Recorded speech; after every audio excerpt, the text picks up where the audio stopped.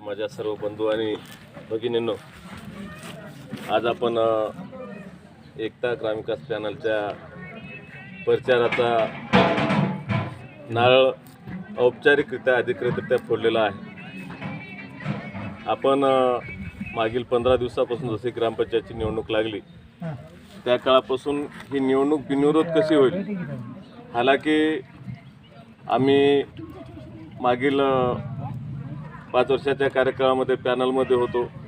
पॅनलच्या निमित्तानं ज्या लोकांना सत्तेवर बसवलं त्या सत्तेची गेलेली घाण पुसायची की नाही या द्विधावस्थेमध्ये होतो। मी झालं, राजू पाटील झालं, आपले भोसले सर झालं, सटवा काका झालं, चेअरमन झालं, यांनी ही एक ग्रामपंचायत आणि बिनविरोध निघावी। आमची इच्छा कुठली ना, आम्ही काय उभं टाकणार नाही। मी त्या दिवशी मागच्या मीटिंगमध्ये म्हणलो होतं की मला पॅनल बी उभं करायचं नाही, मला उभंही राहायचं नाही आणि कुठल्याही याच्यामध्ये सहभाग घ्यायचा नाही। सामाजिक कार्य चालू राहील, ते समाजाचा कुठला घटक कोणी माझ्याकडे आलं तर मी त्याच्यासाठी मदत करायला केव्हा अर्धरात्री तयार आहे। पण राजकारणामध्ये मला गावच्या गावातल्या अंतर्गत राजकारणापुरतं मला माझी निवृत्ती घ्यायची होती। पण दुर्दैव असं झालं की ज्या बिनविरोधच्या प्रस्तावासाठी वेगवेगळे कमीत कमी 8 ते 10 दिवसामध्ये अनेक प्रस्ताव येऊन गेले। यानं एक सांग, त्यानं एक सांग, त्यानं एक सांग। गुरुजीसारख्या चांगल्या एक आदर्श व्यक्तिमत्वाला सुद्धा बट्टा लावायचं काम या लोकांनी केलं। हालाकी एकदा बिनविरोधचे ठरल्याच्या नंतर एका बैठकीमध्ये एकात्र ठरल्याच्या नंतर 2 पॅनलचे 4 उमेदवार आणि एक सटवाजी काका शेंडगे एक तिसऱ्या पॅनलचे उमेदवार, हे असं आपलं त्या पॅनलचं स्वरूप म्हणजे बिनविरोधचं स्वरूप ठरलं होतं। काही या बिनविरोधच्या स्वरूपामध्ये काही लोकांना प्रतित्व कमी मिळालं, काही जणाला अनेक मिळालं, तरी गावाने स्वीकारलं। आम्ही सगळ्या मोठ्या मनानं ते स्वीकारलं की चला, गावाचा जर विकास होत असेल, गावाचं जर बिनविरोध पॅनल निघत असेल तर आपल्याला काय हरकत नाही। समाजाचं प्रतिनिधित्व मिळत नसेल ते आपल्याला 10-15 जणांची एक गावावर एक चांगली सनियंत्रण ग्रामपंचायतवर आपल्याला एक कोऑर्डिनेशन कमिटी, एक समन्वय समिती ठेवायची आहे आणि त्या समन्वय समितीच्या माध्यमातून प्रत्येक समाजाला, गावात जवळपास जितक्या जाती आहेत, जितक्या ते ग्रामपंचायतच्या सदस्याच्या जाती व्यतिरिक्त समन्वय समितीमध्ये आपल्याला सदस्य घेऊन या ग्रामपंचायतच्या माध्यमातून ग्रामपंचायतवर सुद्धा नियंत्रण असावं।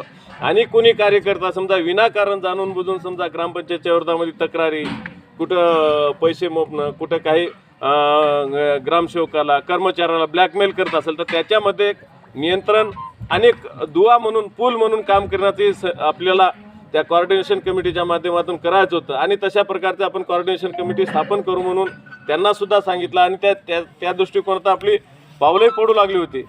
पण दुर्दैव असं झालं की आपल्या मेंबरच्या इतिहासात कधी नाही एवढे फॉर्म पडले गावामध्ये। खरं ते गावचं दुर्दैव आहे। लोक हसू लागले, बा असं काय झालं की तुमच्या गावात इतकी मोठी लोकशाही कशी आली की कोणी उठले की फॉर्म, कोणी उठले की फॉर्म? असा प्रकार नको आहे। काहीतरी तुम्ही फॉर्म भरले कशासाठी? मला एकच म्हणायचं आहे, बा मंदिरावर म्हणा, कुठं बैठक जिथं घ्यायची असेल तिथं अवश्य घ्या। गावच्या फॉर्म भरल्या कशासाठी याचं उत्तर द्यावं। मी त्यांचे जाहीररित्या कान पकडून माफी मागायला तयार आहोत। जाहीररित्या फॉर्म कशासाठी भरल्या? तुम्हीच ॲग्री केल्या, तुम्हीच हो म्हणल्या, तुम्हीच बोलल्या, तुम्हीच चर्चा केल्या, वेगवेगळे फॉर्म्युले तुम्हीच दिले, तुम्हीच फॉर्म भरायला आघाडीवर राहिले। गावाचं आपलं वैयक्तिक स्वार्थासाठी एखादी इस्त्याचं खापर कोण्याही त्या गावावर ठेवू नका। मागच्या 5 वर्षाच्या कार्यकाळामध्ये खूप इतका विद्वेष माजला, इतका त्रास दिला। माझ्यासारख्या माणसाला तर इतका जीवनातून उठवण्याचा प्रयत्न करण्यात आला। इथपर्यंत आज सर्वांपुढे भावना व्यक्त करतो। तरी पण मी तुमच्या सर्वांसाठी मी सदैव सक्षम होतो। तुमच्या सगळ्याच्या आशीर्वादाने मी त्याच्यातून तावून सलाखून निघालो। मला कुठली त्रास खूप झाला, पण आपण त्याच्यातून मार्ग काढला। तरी पण गावच्या हितासाठी इमानीद्वारे प्रामाणिक मी देवाच्या दारामध्ये बसलो। माझी कुठली निवडणूक लढवायची, कुठलं पॅनल तयार करायची इच्छा नव्हती। फक्त दोघांमध्ये समन्वय घडा, दोन्ही पार्ट्यामध्ये समन्वय घडा, तिन्ही पार्ट्यामध्ये समन्वय घडा। गाव जर बिनविरोध निघत असेल त्या गावाला 5-25 लाखाचा कुठला निधी उपलब्ध होणार आहे आणि त्या निधीच्या माध्यमातून गावात कुठलं विकासाचं काम, कुठलं काही करता येईल, अशा प्रकारची एक सर्वांची भावना होती। आणि सर्वात मोठी गोष्ट, आपण ह्या निवड प्रक्रियेमध्ये, पॅनल निवड प्रक्रियेमध्ये एक चांगला सुंदर असा व्यक्ती, दिसायला सुंदर आहे, व्यक्तिमत्वानं सुंदर आहे आणि वागण्याने सुंदर, आपल्या सरपंच पदाचे उमेदवार म्हणून आपण आत्रिक पाटील मुंगलला आपण या ठिकाणी सर्वानुमते निवडलं। कशासाठी निवडलं की गावातले छक्के पंजे, हे वेदावे, बाकी ह्या गोष्टी त्यांना अवगुण जे लागतात राजकारणाचे, ते राजकारणाचं कुठलाही अवगुण त्यांच्याकडे नाही. आज त्यांच्यासाठी मी तितका तेवढाच आहे, सामान्य माणूस बी तेवढाच आहे, लहान लेकरू तेवढंच आहे. आणि त्यांना परिचय, त्यांचा परिचय कुणाला करून द्यायची गरज नाही. ते आपल्या यशवंत पाटलाचे चिरंजीव आहेत. ते नशिबानं आणि खूप कष्टानं, अत्यंत सर्वांनाही माहीत आहे त्यांच्या घरची आर्थिक कंडिशन काय होती. अत्यंत त्यांनी सुद्धा समजा एक वेळचं जेवण करून, शिक्षण करून, लहानाचं मोठं स्वतःच्या पायावर शिकलं. त्यांना कुठलं पाठबळ नव्हतं, काही शिक्षणाला पैसा नव्हता.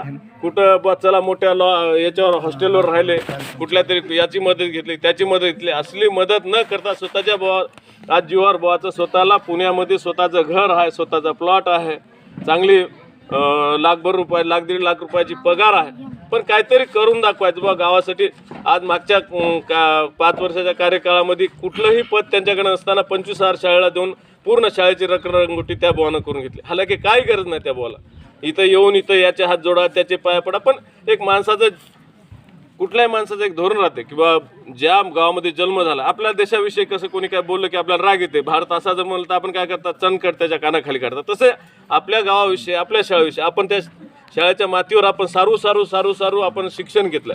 ती मजा आज नाही. या तुमच्या मोठ्या RCC एअर कंडिशनर तुम्ही याच्यामध्ये बसून शाळा शिकत असाल, ती मजा ज्या सेनाच्या आपण शिकलेल्या ज्या उघड्या शाळेमध्ये होती, त्याच्याविषयी मग आत्मीयता राहते माणसाला. चला बा, या शाळेनं मला दिलं, या गावानं मला जन्म दिला, या गावानं मला मोठं केलं. हे गावातले प्रेम, आणि ती प्रेमाची भूक आणि प्रेमाचा शब्द फक्त गावामध्ये मिळतो. कुठेही शहरामध्ये तुम्हाला प्रेमाचा शब्द मिळणार नाही.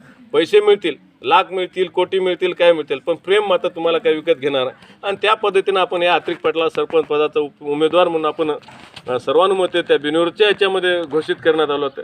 सगळ्यांनी पाठिंबा दिला आणि चांगली बाब झाली. गावासाठी एखादा नवीन तरुण जर माणूस काही स्वतः गावाचं भलं करण्यासाठी, गावामध्ये काय सुधारणा करण्यासाठी, तसं आपण त्याचं स्वागत करायला पाहिजे. त्या बाकी गोष्टीकडे लक्ष द्यायच नाही. काय झालं काय नाही. आज त्या अत्रिक पाटील मंगल एक काँग्रेस पक्षाच्या महाराष्ट्र राज्य लेवलच्या इंटक म्हणून संघटना आहे, काँग्रेसची उपसंघटना, जी की लेबरच्या संघटनेचं काम करते. त्या संघटनेचे राज्याचे कार्याध्यक्ष आहेत. पण त्या बुवानं कधी असं मोठे पण सांगलाय मी राज्याच्या कमिटीवर काय हो. आज आता तरुण लोकांचा, आपल्या नवीन जनरेशनचा खूप मोठा प्रश्न आहे. आपले 10वी 12वी जर काही झाले, पोरं ग्रॅज्युएट झाले, त्याला रोजगाराचा प्रश्न असेल, त्यांच्या माध्यमातून आपल्याला तेच करायचं आहे की बा त्याच्या माध्यमातून बेंबरमध्ये आणि पुण्यासारख्या शहरात, मुंबईसारख्या शहरात, नाशिकसारख्या शहरात, नांदेडसारख्या शहरामध्ये एक दुवा म्हणून ते काम करणार. इकडे वेळ देणार, तिकडे वेळ, असं म्हणतं वाटेल की बा ते इकडे काय वेळ देणार. त्यांची खाजगी नोकरी आहे, त्यांना काय कोणी म्हणणार नाही, काय नाही. सरकारी नोकरीसारखी बा हाजीर टाकलेच टाकले, ते इथून बी काय जाग्यावरून बी काम करू शकतात. वेळ प्रसंगी आपलं कुठं पुण्यासारख्या, मुंबईसारख्या ठिकाणी काम पडलं, गावासाठी निधी आणण्याचं काम पडलं. आज विधानसभेचे अध्यक्ष त्यांच्या अत्यंत परिचयाचे आहेत. त्यांचे जे आता त्यांनी ज्या कंपनीमध्ये करतात, ते काम करतात, त्यांचे ते डीलरशिप, यांच्या कंपनीची डीलरशिप एका आमदाराकडे आहे. माजी मुख्यमंत्री पृथ्वीराज चव्हाण साहेबांशी सोबत त्याचे चांगले संबंध आहेत. खरात साहेब, आपल्या थोरात साहेबासोबत चांगले संबंध आहेत. अशा माध्यमातून एक आपण निवडण्याच्या पाठीमागे थोडासा आपला स्वार्थ होता. त्यांना आणून आपण थोडीशी जबाबदारी, जास्तीच जबाबदारी त्याच्यावर टाकली की बा चला या माध्यमातून एका तरुण आला, यांच्या ओळखीचा फायदा आपल्या गावातल्या तरुण मुलांना होईल, तरुण लेकरायला होईल. आपली तर पिढी गेली, बरबाद झाली. आपल्या पिढीचा विचार न करता आपण पुढच्या पिढीचा कसं शैक्षणिक वातावरण, कसं एखादी अभ्यासिका हो, तरुण पोरायला इथं शिकण्यासाठी पुस्तकं हो. आज गावातल्या सर्वच एक गावामध्ये, गावाच्या बाहेर जे शिक्षण नोकरी करणारे लोक आहेत, सगळेच असो, त्याच्यामध्ये सगळे नोकरदार, सरकारी नोकरदार असो, खाजगी नोकरदार असो, आदरणीय आपल्या गावचे जज साहेब सन्मान्य, त्यांनी सुद्धा वाचनालय गावामध्ये काढा, एक अभ्यासिका काढा. MPSCचा अभ्यास करण्यासाठी तुम्हाला नांदेडला मुलांना कुठल्याही जाऊ देणार नाही, अशी एखादी अभ्यासिका काढा, असं वकील साहेबांना सांगितलं, जज साहेबांना सांगितलं, अत्रिक पाटलांना सांगितलं. बा मी माझ्या वैयक्तिक खर्चातून समजा ते अभ्यासिका काढत असाल, पुस्तकालय जर काढत असाल, गावामध्ये जर काढत असाल, तर आम्ही आमच्या पद्धतीनं वैयक्तिक नगदी स्वरूपात, पुस्तकाच्या स्वरूपात, सगळ्या स्वरूपामध्ये मदत करण्याचं आश्वासन दिलं. आपल्या ते त्यांची शैक्षणिक एक गरज झाली. आता राहिला पाणी पुरवठ्याचा प्रश्न आहे, विजेचा प्रश्न आहे. ही सगळ्याच प्रश्नाच्या संदर्भात त्यांच्या ओळखीचा फायदा आपल्याला ह्या गावासाठी करून घ्यायचा. आणि काय त्याच्यानंतर आता मागच्या कार्यकाळामध्ये आपण म्हणू नये, दारूचा इतका बाजार आपल्या गावामध्ये मांडला गेला की मागच्या 10-20 वर्षाच्या नाही, कधीच्या ठीक आहे विकली असेल, कधी हातभट्टी विकली, पण 5-5 दुकानापासून दुकानं जाऊन हे समाजासाठी घातक आहे. कोणालाही वाटणार. मी जरी दारू पित असो, मग मला वाटतं की बा माझा लेकरू पिऊ नये, माझा युवाई पिऊ नये, मग जवाई पिऊ नये, मग भाषा पिऊ नये. प्रत्येकाच्या बायकोला वाटते काय नवरा दारू पिऊ नये, कधीच वाटणार नाही. ठीक आहे, सगळ्यांना जर बंद केलं तर काय फार जीवनावश्यक वस्तू नो काही नो, त्याच्यानं सर्वांचा नाशच झालं. आपण या कीर्तनामध्ये ऐकता, भजनामध्ये ऐकता, आपल्या धर्मग्रंथामध्ये ऐकता, आणि खरंच वाईट गोष्टी दूर करायला काय हरकत नाही. आणि त्या माध्यमातून आपल्या पॅनलचा एकच सगळा फोकस राहणार आहे. एक तर शिक्षणावर फोकस राहणार आहे, पाणी पुरवठा हो, रोड असो, रस्ते असो, आणि सर्व, आणि हे जे दारूचं हो असं कुठलं फॅड असेल तर ते त्या दारूचं समजा असं बंद करून सगळ्या समाजानं मिळून एकत्र चलून आणि गावामध्ये थोडंसं विद्वेषाचं वातावरण सोडून देऊन आपण एकूण एका तुमचं वजन आपल्या गावाची एक संस्कृती आहे. कोणाच्याही घरी काही दुर्घटना घडो, काही अवघड अपघात हो, काही हो, पुरं गाव एकूण एकाला मदतीला धावते. अक्षरशः अनेक वेळा आपल्या गावामध्ये एखादी वेळा आग लागलेली असतात. तर मागच्या काळ 2 वर्षापूर्वी त्या भालेरावच्या घराला आग लागली होती, झोपड्याला. भालेराव घरी नव्हता, मारुती भालेराव त्यानं शेतातून येईपर्यंत सगळ्या गावाला आग विझून टाकून इतकी एकूण एकाला मदत करण्याची आपल्या गावामध्ये क्षमता आहे. अनेक वेळा मागच्या आम्ही लहान असताना अनेक वेळा आगी लागल्या. इकडे पोलीस पाटलाच्या घराला आग लागली होती, पार 3-4 झोपडे जळून खाक झाले. त्यावेळेला तर काही कुठलं ते फायर ब्रिगेड वगैरे काही नव्हतं, गावाल्यानंच आग विझली. इथं आग लागली, इथंही आग साऱ्या गावाला. असं एकूण एकाच्या याच्यामध्ये संकटामध्ये धावून येण्याची आपल्या गावची क्षमता अत्यंत चांगली आहे. तीच सर्वात जर माणुसकी सर्वात जे काय आपल्या गावचं संपत्ती असेल तर ती माणुसकी आहे. आणि त्या माणुसकीच्या संपत्तीतूनच आपल्या गावचा विकास होणार नाही. कोणाचा द्वेष करा, कोणाचा मच्छर करा, कोणा कमी समजा, ह्या गोष्टी आपल्याला सोडून द्यायच्या आहेत. आणि याच माध्यमातून येणाऱ्या आपल्या 15 तारखेला आपल्याला सुदैवानं 4 तारीख नामनिर्देशन पत्र घ्यायची 4 तारीख आहे. आणि त्या 4 तारखेपर्यंत जर कोणी नामनिर्देशन पत्र गावच्या विकासासाठी ज्यांना कोणाला सहभाग, ठीक आहे, मागं चुकला असेल आम्ही स्वागत करू. फॉर्म भरले असतील तरी त्यांच्यावर आमचा राग नाही, फॉर्म भरले असेल तरी दुःख नाही. लोकशाही आहे, फॉर्म भरून बघायला हरकत नाही. तसंच फॉर्म भरून बघायला हरकत नाही. त्याचप्रमाणे त्यांनी येत्या 4 तारखेला त्यांनासुद्धा माझी विनंती आहे की गावच्या विकासासाठी तुम्ही पुढे या. तुमचं आम्ही इमारतद्वारे स्वागत करू. आपण आपले जितके फॉर्म भरले असतील तितके परत सन्माननीय जे तोडगा निघाला होता त्याप्रमाणे तोडग्याप्रमाणे आपले फॉर्म वापस घ्या.